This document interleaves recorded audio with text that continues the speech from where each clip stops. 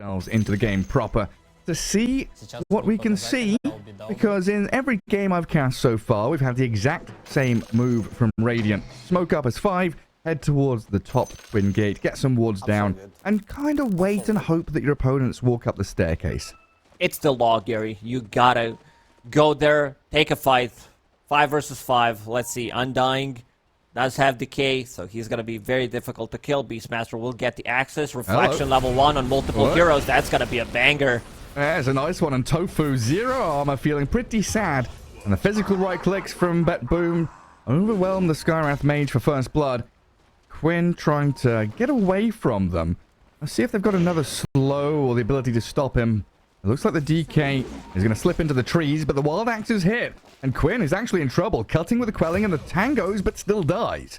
But supports, getting the kills, getting some extra gold. I believe Toronto used Blood Grenade as well. In this situation, this is why item is picked up. Like you see, you need that a little bit of extra damage, a little bit of extra slow, and it comes in very handy. So save. What is he bringing on the courier? 2 supports already using it. It's going to be Magic Wand, Magic Stick for Undying. Great start for him. Incredible. And Tarancio just going to walk down bottom. I hear it. Yeah, concussive shot. Toronto being chased by Tofu back up top. But yeah, we were also looking at, or at least I was, trying to figure out what was going on with Radiant versus Dire win rates, because that's always something that's quite intriguing. Wait, is Tofu dead again? He tries to slow them down. Nightfall save and Toronto tri-laning for now. Well, they'll send the Skywrath packing. We'll see if they do shift save back down to bottom. Yeah, the end of Dream League, every game in the grand final was won by Radiant, and the first 7 games, or at least in the first 10 games of the Berlin Major, there were 9 Radiant wins. It feels like middle of day 1, things started to even out a little bit. But do you have an early read on why Radiant would be better, or how people can kind of find their way around the map? Huh. It's a bit of a tricky one. I don't know if I have the answer, maybe.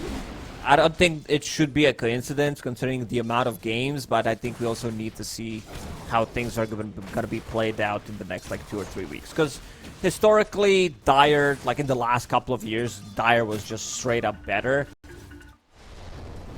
So now it's Radiant's turn. It's time. Yeah. Next 3 years, the domination of Radiant. I can't complain. Radiant just feels much more natural to play. I always had this problem. I start the game, if I'm Dire, I'm already upset. Good. Even though even if it's better, it's just Radiant feels much more smoother to play. It's pre-tilted by the side you're on. But yeah, I think you're right. Like, sample size, of course, is very small. We're talking about 20 games or so, maybe 30. Reflection and Tombstone, early drops from Toronto and Nightfall. Ace does die. Hefty hits there from the TB. 93 base damage in that meta form. And already an incredible start for BetBoom. Getting first blood, dominating lanes. Them and Gladiators not having the start they would have wished. Because they are a lineup that's relying on Enchantress to win the lane and get this DK Skywrath Doom into a position where they can be aggressive, get onto places on the map where they can use their Dragon Tail into Mystic Flare. So far, so good. To get early levels. Already 1k gold lead. Ooh, this is some good harassment from Dota2. Only level 1 multi-shot. They're gonna pull the lane. Celery is there, gonna take over the creep. Enchantress should also get the gold when she uses enchant. Same the thing they did for Chen. Oh yeah. Just get the free money. That's why Chen is also popular. You take a creep, you instantly get the gold.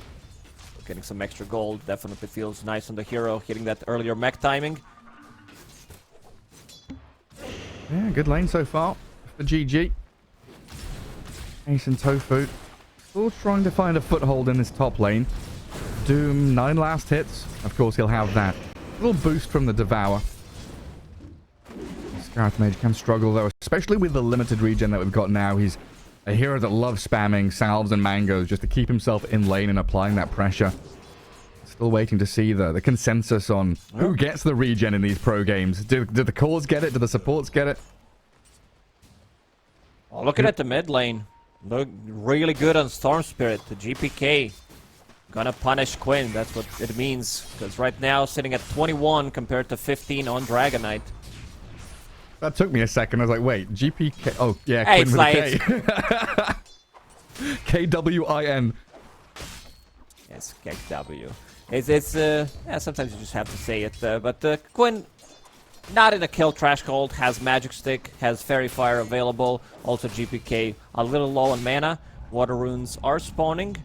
And also interesting build from Quinn, going for Boots of Speed. I've seen in most of the matchups, Dragonites, they pick up Belt of Giant Strength and Gloves as their first item instead of Boots of Speed. But there must be something to it where he wants to be able to like run away so it doesn't get pulled from the Vortex, which he doesn't even have on the Storm Spirit at the moment. GPK is not going for a kill, understands that Quinn will play very defensive until he gets level 6. Yeah, and then the element of rune control, making sure that Storm doesn't get all those free bottle refills, even bringing the Scarith Mage to guard the top rune. But now Tofu returns top, and they lose the Doom. Tofu might even die himself with a zombie chasing him. Nightfall just needs another hit on the tower. Can he find it? Sends illusions forward, but he won't finish off the Scarith Mage. Tofu survives, and they do get a kill finally, gaming Gladiators. Not only one, but it looks like two. Slowing Resolution to a crawl, and the Hellbear Shard Golem combo will bring him low. Not dead yet, but Celery with the impetus shot takes him down in the end. A double kill for the Enchantress. Yeah, this is the lane that's been going well, and yeah, they get a kill on a top lane as well. Ace, he comes back after the second death, uses Scorched Earth, uses Ensnare to keep him into place. They also use Blood Grenade from Skywrath Mage just to be able to secure that kill. Yeah, from 4-0 to 3-4, gaming Gladiators getting something back. Finally a bit of leeway for them. Enchantress, very close to death. Even Rezo can't bring her down. A little low on the regen, but yeah, stick charges, Fairy Fire, probably bringing out a couple more tangos and salves, should be fine. While we see Quinn getting a bit of chip damage early on towards that mid-tier 1 tower. As soon as he hits level 6, uses Dragon Form, starts to play aggressive on the Storm Spirit, who's still level 5. He does have more CS, but Quinn has a couple of extra denies. They do have Catapult available, and now Tofu plus Celery. This is the move. 6-minute rune. They check it. They secure it. It's going to be Illusion, not the best one. But Storm Spirit needs to go back. GPK is jungling at them. Like, this tower is just going to fall. I don't think they have a hero to defend the tower with. Yeah, they're angling and poking. Like, where is GPK? Is he going to come to lane? Celery's even looking scanning. for him. Celery has 1, 3, 4, 5, 6 units at the moment. With the illusions and everything. That's a good job by Save. Drag the wave across, try and slow down the push a little bit in the mid lane. But I think the catapult stayed, and Save getting chased down by all these stuns. Unfortunately for Celery, the Radiant Creep Wave is blocking his Centaur, but they get the kill anyway, thanks to Tofu. That tower, look at it, what? 332 HP remaining. GPK still yet to hit level 6. Needs one creep.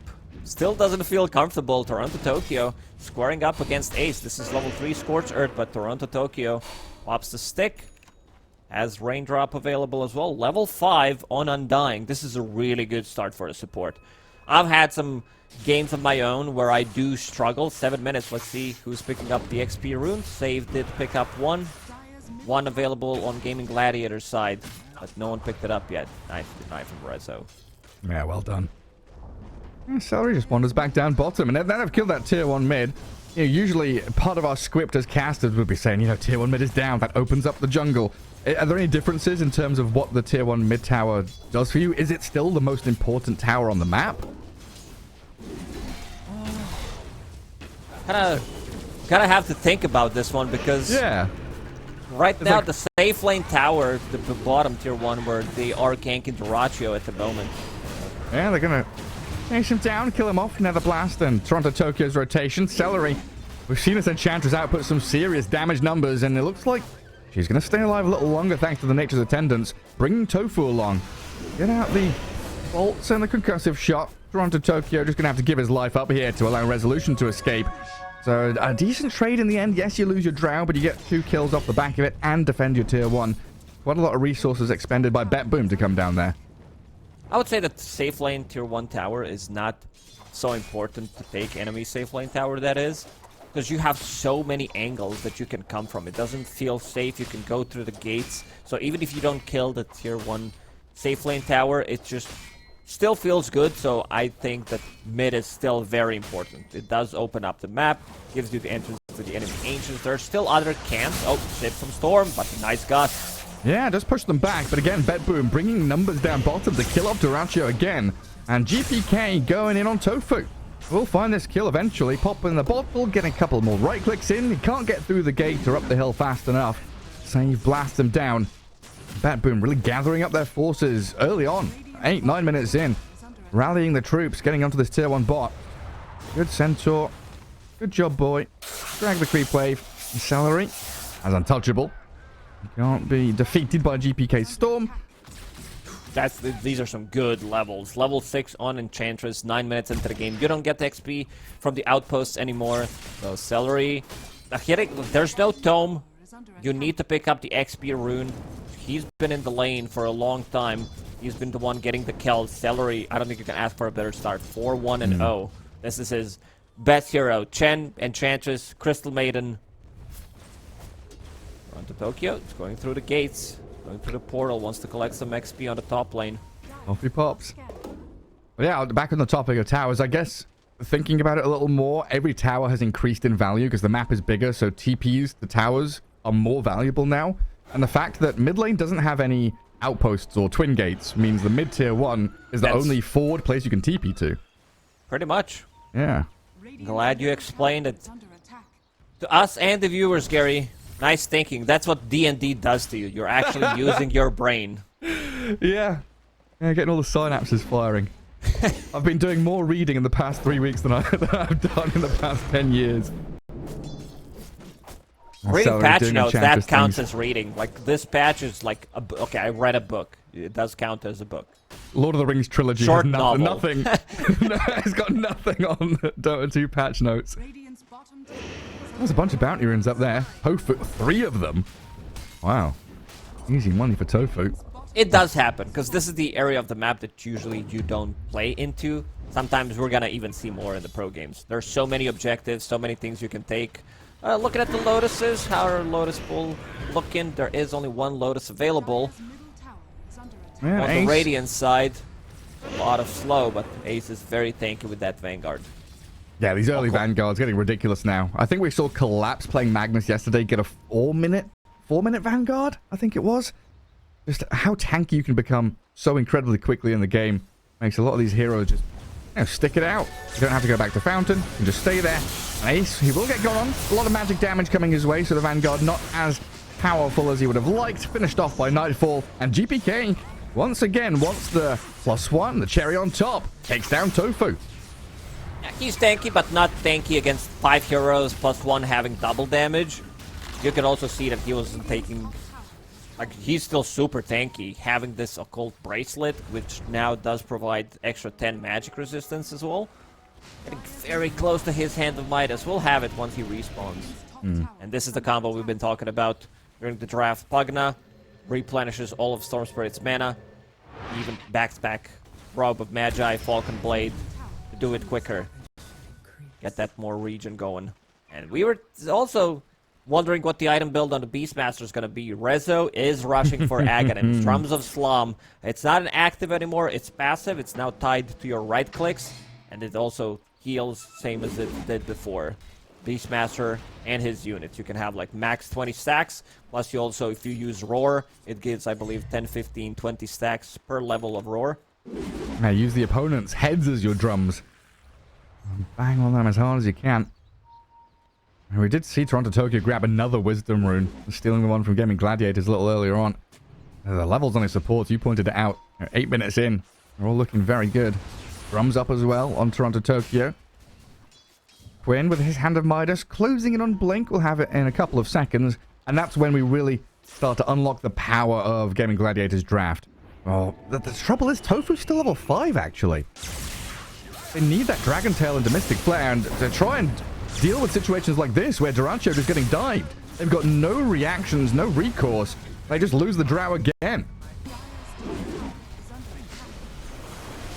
Save, replenishing mana again on GPK. He also, like, when you use the Cripify on allies, now it provides heal amplification as well. So, not sure if it, I don't know if it works for mana amplification. Oh, another jump. Yeah, straight on Tofu. Easy pickings for BetBoom. I guess the way he's using it is to get him faster to full HP and then replenishes more mana. So that makes sense. Let's keep him topped up. I like how this is a learning stream experience. It's gonna be a learning stream for a while, considering all the changes that did happen. It's a never-ending learning curve, isn't it, Dota 2? even the pro players learning things all the time. Oh, if you overcast your blink, you don't blink far enough. Yeah. Imagine someone who played Dota 1 and he decides to return after like 13 games. Oh, God. You know what? I have an hour. Let's try one of those games to see how it is. He's like, what the hell is this? How do I get lumber? Oh, yeah. Well, you took me by surprise. That was like one of the... Oh, where are they going? Through the Twin Gate? Are they smoked up? GPK and Toronto Tokyo are, but Resolution is scouted by They want to the take Observer. a fight. This is 15 minutes, so if they take a fight, they kill 2 heroes, they turn it into Roshan, because Roshan's going to go to the top in 15 seconds. That's a nice play. No food. Jump on. You do get the catch on to the Beastmaster. And Resolution left completely alone. Well, Ace, he's going to be the sacrifice from Gaming Gladiators. Tries the TP, but the damage is overwhelming. 1 for 1. Both offlaners trading their lives, while Quinn and Tofu in behind enemy lines alongside Celery. Let's see if they can escape from this. Attempted courier snipe, not successful.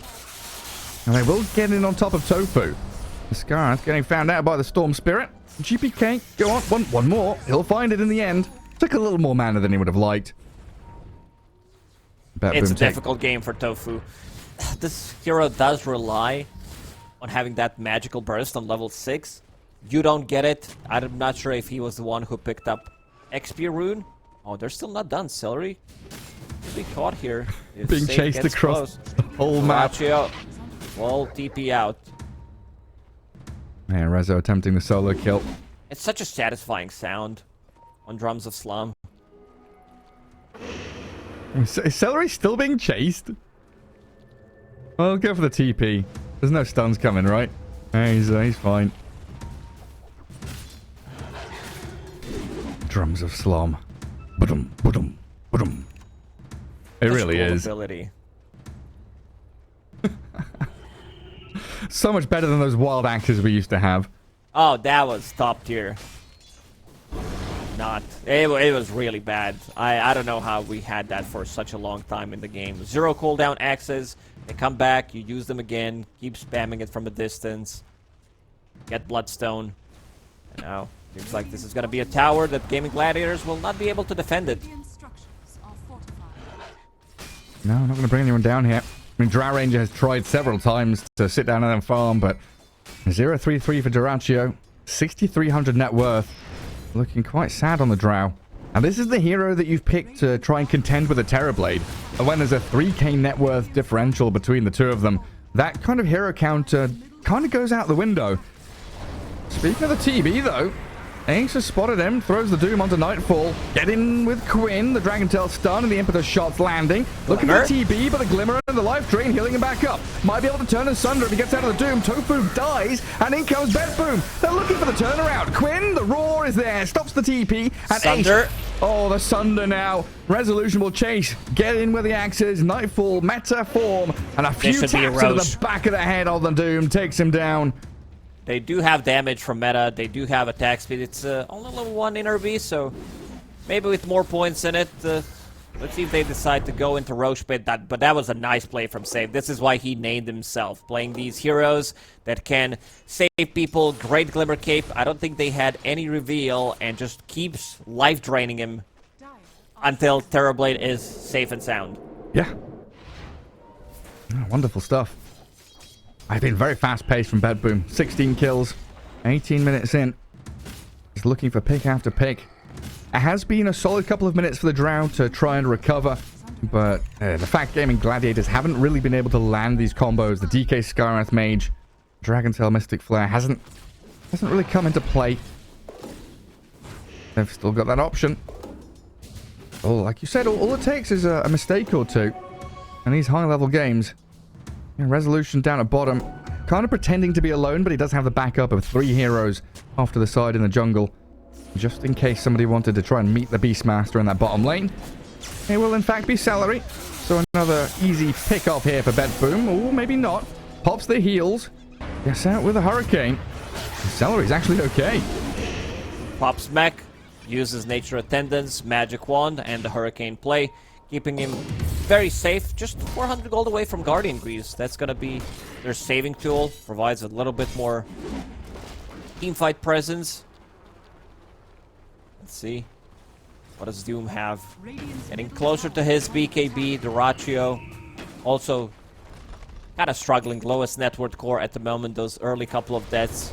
He's being scouted by a Hawk right now. Oh no, not again. Straight in with GPK. Good Five-man gust. Huge gust from Dyrachyo. GPK whiffed on his ball. Lightning's a little bit there. Will still go in for the Drow Ranger. No backup is in sight, so they'll roar up Dyrachyo. Even dropping Tombstone and Nether Ward. Just placing all of these objects on the floor and make sure that if a team fight did kick off, they had the backup required. It was still a really nice player there from Dyrachyo. I don't think I've ever seen a 5-man gust and almost manages to get away. Needed like a little bit of extra help, some kind of a force staff to push him out of the trouble. What they're looking for inside of Gaming Gladiators is double BKB timing. This is where they want to go in and take a fight. They also have Guardian Greaves now available on Celery, so pretty much 3 items syncing up at the same time. Nightfall, after finishing off Manta style, going into Scotty. This is a big item against Drow Ranger, like against healing. Dragon Knight, even more slow. Add that Reflection. Reflection now also slows attack speed on top of it, so this ability has gained a lot of value. Yeah, becoming incredibly powerful. There still is a very tight group here from BetBoom. This has been their playstyle even in the previous patch. Just group up as 5, play together, force big team fights where you feel like you've got the advantage. You make the jump, play around your vision, and don't really spread the map too much on your own. It does give a little bit of room, though, to Gaming Gladiators to exploit that fact. You've seen Quinn farming in that top part of the jungle. And now, Gaming Gladiators timing, like you said, about to come together. I'd like It's to see time to them go. I think they need smoke to and go. Yeah. try to make something happen. Because BetBoom, it's Radiant time. They are going for Roche. Also have DB Illusions pushing things out. Radiant outtakes the outpost, so they know that the rest of the team is coming. This is a big fight. Whoever takes it is going to probably take Roshan as well. Nightfall still doesn't have that Scotty that we mentioned, but good positioning from Toronto-Tokyo. Yeah, right on top near the Twin Gate. Gets a lot of damage onto Quinn. The tanky DK getting blown up quickly. Pops his BKB, but a few more hits from the TB will finish him off. Now Dyrachyo in trouble too. Gaming Gladiators didn't know what they were about to meet as a monster on top of the hill in the form of Toronto-Tokyo's Undying. I like how GPK is like, oh, does BKB, can I pull him through the BKB? He's trying to TP out. It's still going to take a lot of time for people to realize what actually works and what doesn't against the BKB. They place down Tombstone, they use Nether Ward, and Toronto-Tokyo super tanky, pops Bongo Boots, rest of the team comes in, and they clean up. Dragon Knight already on half HP, Pipe is finished on Beastmaster, so that's a lot of damage mitigation. It's gonna be a really difficult fight for Gaming Gladiators. I feel like they need to stall the game for a very long time. But then again, you have matchup, you have this Terrorblade against Drow Ranger. Drow Ranger, like, theoretically should work good because she pierces through his high base armor. But then again, she is staying 6,000 net worth behind. So that's like an item and a half, depending how much we value one item. GPK, decrept up, Stomp is there, and Ace gets the Doom down on the Storm Spirit. A little bit of a wild play, just a little bit of a hugely wild play from GPK there to go in, go out, and go back in again. This is classic. This is what he's known for. They'll kill off Celery, though, it looks like, trying to take down the Enchantress with a high ground Tombstone. Gaming Gladiators have no position to fight in this area anymore. Quinn is still looking for the potential jump alongside Tofu's Skywrath Mage. It'll be a jump on the Couriers, though. Kills off both of them. That's a lot of gold. That's like 700-800 gold for the team. And BetBoom. Looks like they're not going to go full on that tier 2. They'll switch over to the Tormentor instead. get one of these free shards while Gaming Gladiators getting reflected. All of them. Ace moves in with his BKB though. Quinn is there. Dragon Tail, Mystic Flare, stunning up and catching Rezo. You get a Sunder off. Yes, you can. More comes and the Sunder's there. They'll turn onto Quinn's DK now and Nightfall. He doesn't have Meta form for another 20 seconds, but he does have Aegis and all these illusions. Ace comes in with another Infernal Blade and Duracio's been standing his ground, pummeling with the multi-shots and the Frost Arrows, but it looks like he's going to slip away. Save confidence. GPK's back in. Long zip in. Finds Duraccio. GPK's arrived again. It was all a big bait. The big brain plays for the Storm Spirit. GPK. He dies so he can revive and come back in to play Dota2. Another Bull Lightning aggressively, but doesn't find Quinn. The Enchantress is out, but the Doom is down. DK and Enchantress, the two survivors from the fight. And BetBoom asserting their dominance on this left side of the map. Yeah, they try to go for a Tormentor, but it took them way too much time. And Gaming Gladiators, they did not want to let it go. Now BetBoom, they're going to take one side. There is zip in. Yeah, go on the Enchantress. Why not? Get a bit of that damage forward. And 25% amp coming out of this Undying for Toronto Tokyo. Save is dying to an Ench illusion of the Terrorblade, but doesn't quite fall. And now the focus is switched back onto the buildings. And barracks crumbling. As Gaming Gladiators need another 10 seconds for Ace to respawn. BetBoom will claim their prize. Oh, let's see who's going to die here. They're going for Tormentor. Save if he's far away. Okay, going to pop that life drain. Making sure that he doesn't die. It's going to happen. Eventually, you become famous on Reddit, which is not a good thing. There's always going to be some kind of a clip like that. BKB finished on Beastmaster, needs to use the Courier. Terrorblade also has BKB in less than 400 gold. So that's going to be another nice item timing. GPK so far had pretty much a perfect game, didn't die a single time, but that one very aggressive zip did cost him. We've got ourselves the Undying Shard now. Can't wait to see the bunker. Great healing Lotus. Only Undying as well. He's stacking them up. Looking for that block of cheese. Another shard there. This one going to GPK though.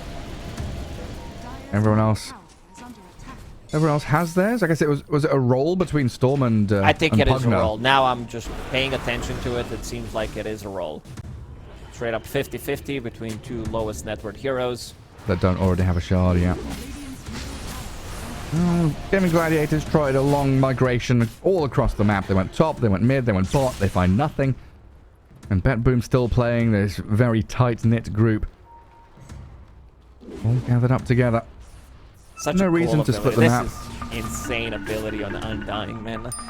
This is such an Ice Frog also ability. Well, the Tombstone? Tombstone, exactly. It's like the Ag's Labyrinth. Get inside. He can save him. He can kick you out. It's his house after all. Gotta respect my rules. I've had enough social contact today. Get out.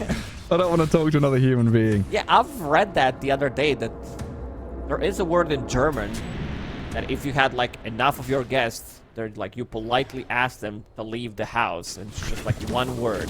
Oh, I don't know what it is. You only live in Germany. I don't expect you to know. Yeah. But, just get out of here. My social battery is depleted. Please leave. my social battery is at like 3% all the time. Yeah, pretty much. So what's the plan for Gaming Gladiators here? They feel like they're close to just losing this game. If they get the perfect jump, can they turn it around? Holding high ground with Drow Ranger. Maybe they try to bait with Enchantress. We saw how tanky she is.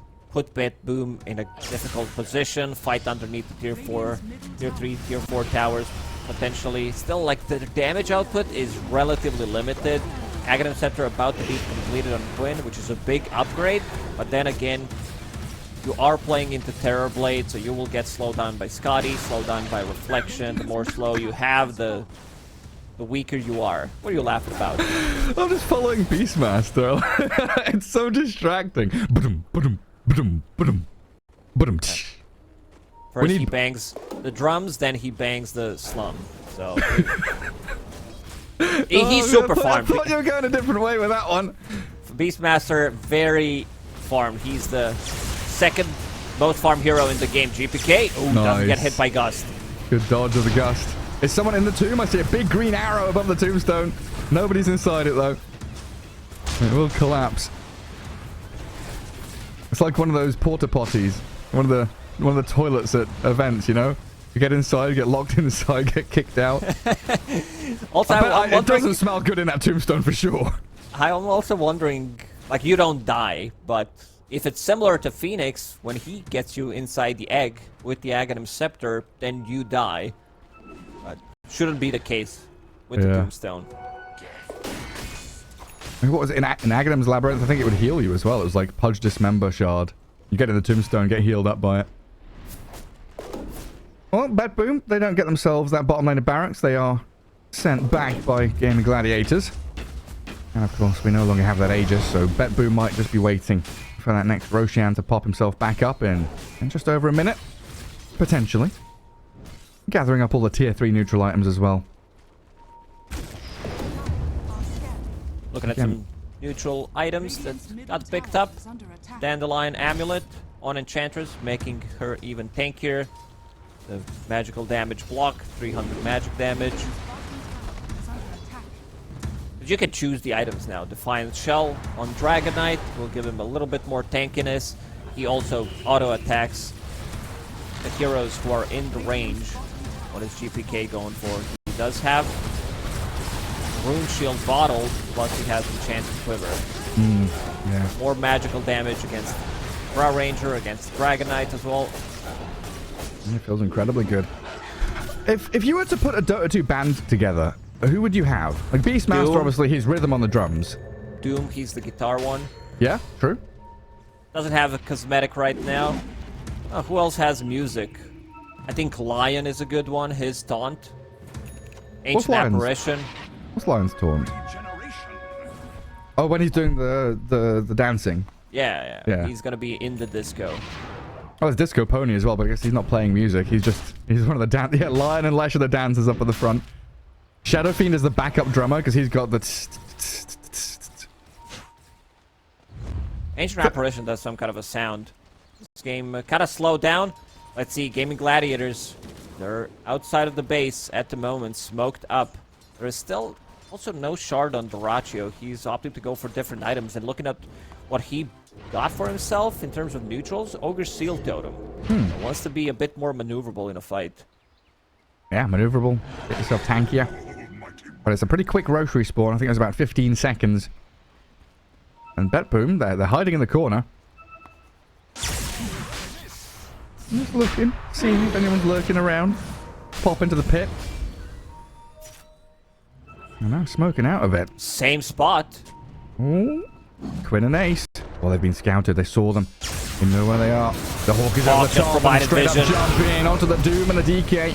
The Doom falling quickly to the life drain of Same, and now onto Tofu. It should be a quick pick here. Cake gives him a bit of safety, but GPK closes the gap. Got a bit of vision in on him. I need a bit more mana on the Storm Spirit to actually get there on top of Tofu. They'll find him in the trees eventually. And now the chase is on for any additional targets they can find. And you were right. Look at the slow. Quinn realizes he can't move anymore. Has to TP home. Does successfully escape. But another fight where Gaming Gladiators try and initiate around Roshan, losing 2 heroes and losing Roche. This matchup is almost unplayable. I'm looking at the Dragon Knight. He's moving at 100 move speed. Scotty plus Reflection. This is also only level 1 Reflection, so movement speed slow can still increase. He opted to go for more points in stats. Understands that if he's not bursted, he's going to be okay. He's going to be saved by Pugna. We'll be able to use Sunder. And Aegis on the Storm? No, Aegis on the TB. Cheese for GPK. I guess that makes sense when Nightfall is the guy going forward, going to be hitting the towers. Oh, the Lotus check. Yeah. There's so many things to check. How many Lotuses? Is there a new XP rune that just spawned? There is a Lotus. How many do we have? Toronto, Tokyo. He has the big one. Greater Healing Lotus. 900 HP and mana. Don't use that cheese. Don't you dare use that cheese. I need to make the block of cheese. The Royale with cheese. Storm.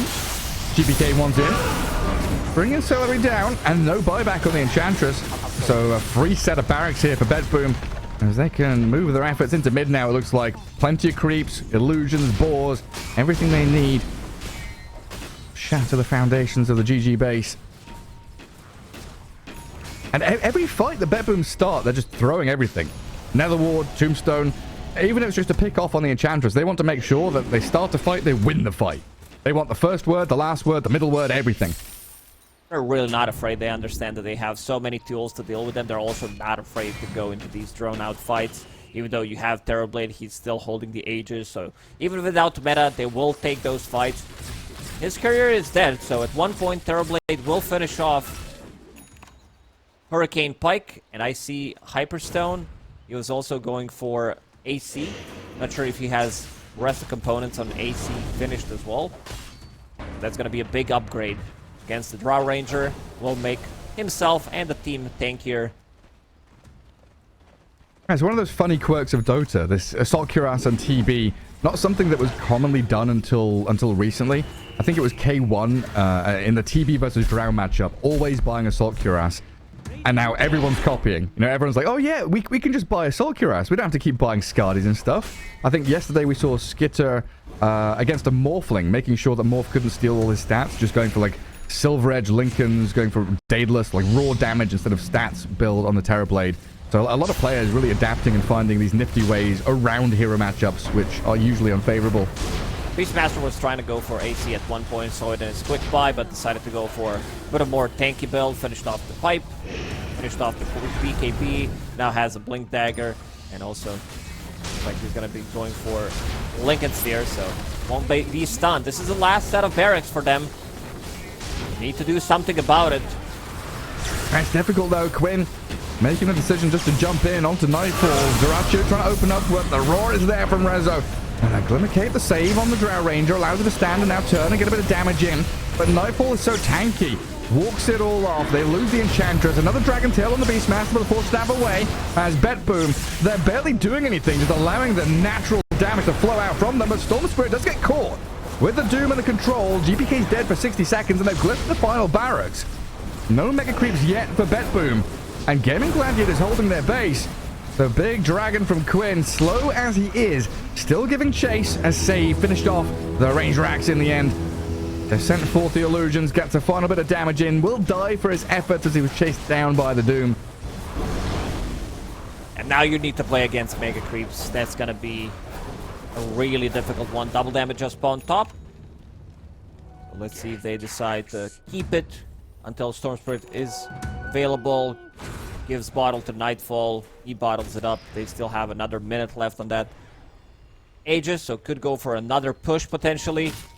In terms of dealing with Mega Creeps, Drow Ranger does well. Still doesn't have the shard, so that's a bit of a downside. Doom, really not that hero. Dragonite is okay in his dragon form. And Eng can keep stealing the creeps. Just grab them from time to time. I'd love to get a shard so you have two of them. I think Duracho is eyeing up this Tormentor on the left side of the map. He probably needs a little bit of help to take it down. But here we come with some new big items for BetBoom. GPK has the Aghanim Scepter, so even more control to allow Nightfall to do the damage. Put the Lincolns on him from Rezo. Incredibly tanky TB. Only 30 seconds left on the Aegis. I don't think he's too bothered just to walk into this Radiant base, set up, and try and push into these tier 4 towers. And Save goes forward, puts Nether Ward down. We'll see Toronto Tokyo maybe position himself for a tombstone and a grab onto the Enchantress again. It's one of those worst feelings in Dota, where you know that you're losing the game, have to do something, but you don't have enough damage. Two supports instantly deleted. You just get completely blown up. And GPK just goes in with an Aghanim Scepter. Pays for itself already, and Duracho slowed down. Scotty's hitting into him, and the tombstone well placed. Needs to be focused down by the drought. You can't hit heroes. You've got to hit the building that Toronto Tokyo's placed in front of her. And meanwhile, your tier 4s are dying. Gaming Gladiators, they've held on for now, and Toronto Tokyo doesn't get the force snap over the cliff. But another jump from GPK gets the Aghanim's Vortex. Not quite connecting on the drow, but DK dead. With buyback available, has to use it. No dragon form for a while, though. You have Doom, but look at the Lincolns. Already popped on Nightfall. Just lost the meta. Let's see if they decide to stick around. 2 buybacks used on Gaming Gladiators. No Toronto Tokyo for 30. And no glyph for Gaming Gladiators either. Thrown at half health. Are there any buildings left in this Radiant base? Nothing. There's nothing. Zero. Nada. Just the throne. Such a tough spot to be in. This is it. This is all they got. Next Roshan could respawn in 2 minutes. I don't think they are going to wait for it. They know that there is no glyph. They could go in, even if they lose the fight. Gaming Gladiators can finish the game. Gonna go for Tormentor one more time. Or at least try to. I didn't pay attention to it. You need to have... I think someone needs to make an app for Dota, so it's like an alarm that beeps. Oh, beep beep. Bounty rune spawned. Yeah, you need... Water rune spawned. Tormentor spawned. Go pick up a Lotus. XP rune. Go for it. It reminds you 30 seconds before it happens. You need one of those smartwatches that vibrates, right? So you just press a button, it opens up the Dota app, and every X minutes it vibrates just to It would just to vibrate remind you. too much. It's all vibration yeah. every minute. I mean, did you hear about the chess scandal that was happening a few months ago? Just imagine that's going on in Dota 2. Get some vibrations coming from your chair every once in a while. Oh, hello, Quinn. He jumps on in. Gets the stun on the Pugner. Ace with a good war stomp, but he's roared up now by Resolution. Mystic Flare is there, but BetBoom don't lose a single soul. They'll stand and fight, hold their ground, kill off Ace's Doom. He'll buy back now, but they can't kill anybody. GPK is topped back up by the Pugner. Drow Ranger held back by the TB Illusions. Into the invis from the Trickster's Cloak, and Nightfall starts wandering forward. GPK with a zip in, gets 3 with a Vortex, and Nightfall will arrive. Lincoln's pop, Dragontail whips. They do get a bit of control with the War Stomp and Infernal Blade. They need to get Nightfall out of here, but he's got the Sunder to save himself. Off he goes again. Invis and hidden. And the big spooky Terrorblade still alive, ready to move forward towards this final objective, the throne, which has regened up a fair amount. They also got another buyback from Gaming Gladiators. Roshan gonna be the longest spawn, full 3 minutes. They might want to wait it out, might want to go in, take another fight. There's also gonna be Lincolns purchased by Toronto Tokyo. They know exactly where the threat is coming from. This is... It could be Toronto Tokyo calling it out, something that did happen like previous TI, I believe, or the one before when we were listening to the comms. Yeah. Collapse is like, yeah, guys, just buy 3 Lincolns. I'll sell my mech and arcanes. I'll sell everything. I'll sell everything for the Lincolns. 4th Lincolns that they have right now. Only Save doesn't have it. Yeah, that Jinkyu Rubik was pretty powerful. Well, longest spawn of Roche, it was pretty much the full 3 minutes. So a lot of time here for BetBoom to relax for a little bit, fall back, kill off some Tormentors, clear the map out of neutral creeps. No real spot on the map that they want to be holding right now. And I guess in general, holding areas on the map is much more difficult in this patch. You just want to be swarming everywhere. Playing as the Zerg, go from one spot to the next. Terrorblade got Shard from Tormentor. Demon Zeal upgrade. He wanted to buy Shard for himself, but we'll get it for free. I think we're not gonna see shards being purchased by supports early on, even if it's like a really good shard game. Maybe if it's so impactful and you know that it's not gonna spawn for 10 minutes, they are the ones like who killed both of Tormentors, then you might buy it. But other than that, it seems, I'm not gonna say waste of gold, but it feels that you want to get it for free. You want to get to your other items, you want to buy Boots of Bearing, Force Staff, Glimmer Cape, any kind of a save item, mech on a support. Yeah, if I can be gifted it, why should I buy it? Getting these little Christmas and birthday presents out of the Dota 2 map. Tier 4 neutral items coming. Is anything going to change the direction of play here for Gaming Gladiators? We've got Timeless Relic DK, so a bit of extended stun duration. Drow Ranger with Ninja Gear. Looking at the items, there's going to be Daedalus finished on Drow Ranger, so that's a big upgrade. He does have Silver Edge as well with the Chrysalis. Going to be a lot of crits going around. Doom, Shiva's Guard, level 18. They're still not up there. It feels like also few supports at the moment. They don't deal any damage. Like even Enchantress, who's supposed to be like scaling, does have a lot of net worth on edge. This is 15,000 net worth we're talking about. Still feels a bit underwhelming in terms of like how much he's going to be able to provide. Because even with all the tankiness, pipe, Guardian Grease, Ascetic Cap, they still burst it down. But Boom in the end will wait for the next Roche. We'll get it on Radiant side, which means Aghanim Scepter. And I guess Celery, in his usual fashion, very, very selflessly just goes for the talents, which give him more healing and magic resist. Didn't go for the damage talent. So not really scaling as fully as we see from some of these other enchantresses. Oh my god, this is 37,000 net worth on Terrorblade. Has Shard, has Aghanim Scepter that he just ate. Thinking about whether he needs a Lincoln Sphere or Assault Curious. And it puts the AC in there. Daedalus done on the Drow, like you said. So, definitely packs a punch, Durantio. If he's able to actually acquire a target and launch projectiles at them. BetBoom readying themselves for this final assault on the no longer fortified Radiant base. Start off with a blink and a roar. Celery caught out, trying to heal up, and the two-man Aghanim's Vortex grabbing onto Tofu and Quinn. The DK dropping quickly, roared and killed. BetBoom just sweep through, gaming Gladiators while Durantio has nothing to do but force staff away. Ace is in with a Doom and a War Stomp, but they've still got Aegis on his Terrorblade, while GPK free reigns as it back in on the Drow, finish off Durantio, and the throne exposed with no defense remaining from gaming Gladiators. They can only call GG. BetBoom take game one. Big upset in the game one. You know, gaming Gladiators being so consistent, winning Dream League Season 19, winning the Lima Major as well. BetBoom, they came here to play. They knew